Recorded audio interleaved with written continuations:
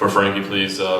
Frankie, Ben called you, he thought that you were the most underrated champ in the UFC. I'm curious what your thoughts are about that, if you agree that maybe you don't get the respect that you deserve. It doesn't seem like you're getting a lot of attention today, even though you're sitting up there with the big belt. What are your thoughts on all that?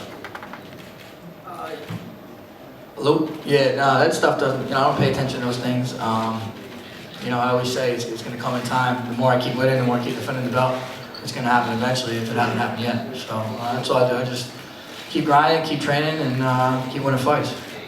And where do you evaluate Ben as a challenger? Obviously, a former WEC champion. We know when the WEC was coming in, a lot of people said, well, maybe they're second-tier talent. I think they've shown that's probably not the case. But where do you evaluate him against the guys that you fought so far?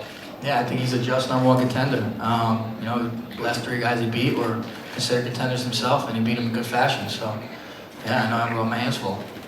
For Frankie, before the WEC merged with UFC, there were some people who thought that the WEC guys wouldn't be able to do very well in the UFC. Are you one of those who thought that? Now we've seen Anthony and obviously Benson and Donald do very well. I'm talking about the lightweights, of course.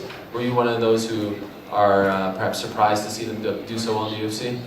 No, I wasn't. Especially in the 155-pound division, it's so stacked. Obviously the UFC was stacked, and you could tell that the depth in the WC was pretty deep too. And this is your first time fighting a new opponent since you fought BJ for the first time, if you know what I'm saying, in April of 2010. Is that exciting for you? Was it getting a little tiresome fighting these guys over and over again? You fought, those 4 fights, and there were 2 rematches there. Right, yeah, you're training for, 2 guys over that period of a time. It gets a little redundant. So, training for a new opponent, Benson, allows me to, work different things, work different technique, and improve too.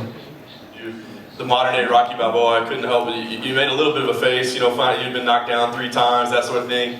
That tag, obviously, it's an honor, but is there a part of you that is hoping to shed that and be, the modern-day Mike Tyson or something, and quit being in these brawls where you have to come back? Yeah, of course. Taking beatings like that, the victory part is not always so great, But if I got to do that to win, so be it. But I don't know.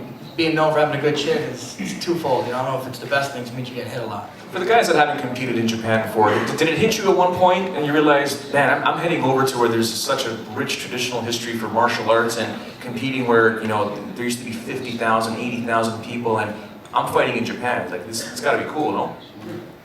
Yeah, for sure. I was pumped, when I heard I was going to headline the card over here. You can trace every martial art back to Japan. So, just the culture and the media, they understand the sport, so I was pumped for it.